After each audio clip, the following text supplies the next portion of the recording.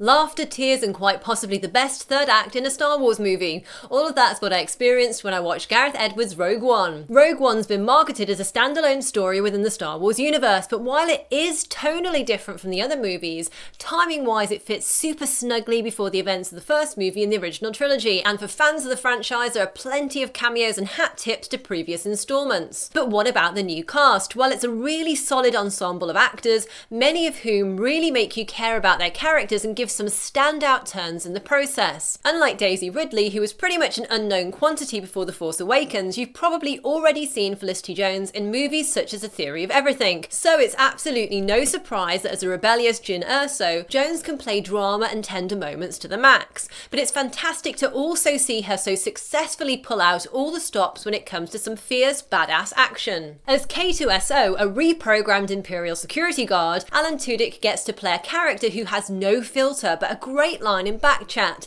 saying whatever pops into his droid head, which results in a multitude of snark-filled, laugh-out-loud moments that show off Tudyk's perfect comic timing. Donnie Yen brings a wonderful sense of calm and composure to his blind monk character Chirrut, and Yen's incredible martial arts and athletic abilities are also on full display in some thrilling action scenes. And I loved the on-screen chemistry that Yen has with Jiang, who plays his soldier friend Baze Malbus. Both actors really brought out the beautiful bond between their two characters to great effect, as cargo pilot Bodhi, Riz Ahmed puts in a fine performance, and as rebel intelligence officer Cassian, Diego Luna gets to deliver the hell out of a particularly stirring speech, while Ben Mendelsohn is suitably unsettling as the villainous and ambitious director Krennic, and stands out visually thanks to excellent work in the costume department by designers David Crossman and Glyn Dillon. In the role of Jyn Erso's father Galen, Mads Mikkelsen brings out his character's strength and suffering even during moments of exposition. After seeing the trailers, I've got to admit I was a bit worried about Forrest Whitaker's line as outlaw rebel Saw Gerrera, "Save the rebellion, save the dream,"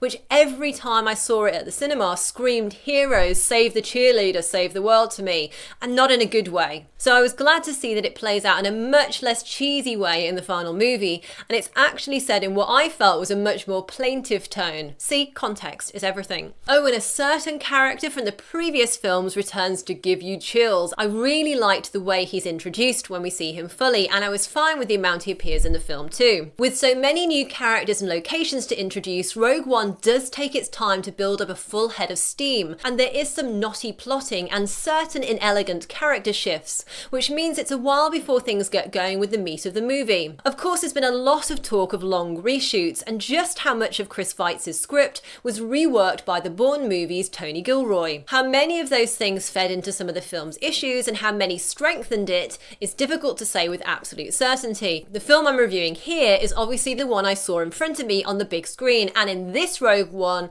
director Gareth Edwards has made a bold film that's darker in tone than previous Star Wars outings, that does not shy away from the complexities and violence of warfare, and that introduces conflicted characters, many of whom work their way right into my affections. And when the film is at its best, we find ourselves in the middle of a heist and a war movie, with vibes of Saving Private Ryan meets The Dirty Dozen via Black Hawk Down and The Hurt Locker. In terms of spectacle, Rogue One is dazzling. There are so many heart-stopping and stirring scenes in the movie that brought tears to my eyes, and they build up to an all-encompassing, incredible crescendo. And as the film moves into its final phase, its editors keep niftily cutting between a variety of characters and locations, ramping up the tension. Cinematographer Greg Fraser, who's known for Zero Dark 30, takes us right into the middle of the action, getting down and dirty to full gritty effect, making us feel every blast and explosion as he weaves between obstacles and enemies, just as our heroes do, amid the dust, smoke and sand. During action scenes, the camera is fluid and often handheld, and apparently director Edwards regularly operated it himself, so kudos also goes to him for the film's final look,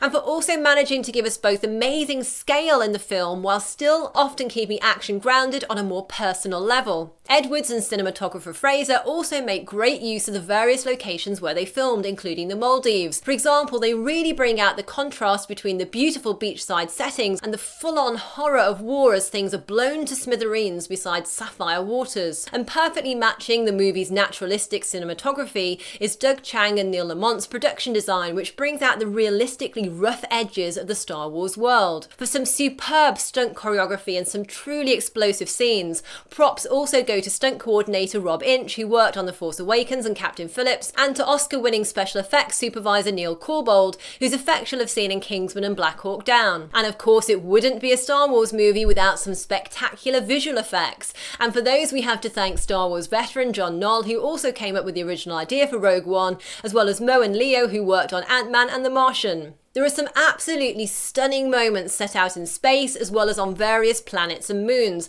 and so many of the scenes of destruction which we see from both God's and Worm's eye views are obviously properly devastating, but also almost perversely things of extreme beauty. The only place where I'd say the VFX was slightly off was with the face of one particular character. I think they did a good job getting 80% of the way there in a tough situation, but at first I did find it distracting, though later I got used to it, so it didn't spoil the movie overall for me. And of course, I've got to give a shout out to BAFTA-winning Neil Scanlon and his creature effects team for their work on the movie's many new cool alien life forms and droids. As so often happens with the Star Wars movies, some of their work just flies by all too quickly, so I can't wait to see it on DVD so I can take a lingering look over some of their new creations. With his score for Rogue One, composer Michael Giacchino has now completed the full Disney composing package, adding Star Wars to his scores for Disney Animation's Utopia, Disney's live-action Tomorrowland, numerous Pixar films, and Marvel's Doctor Strange. And what a great job he's done here too.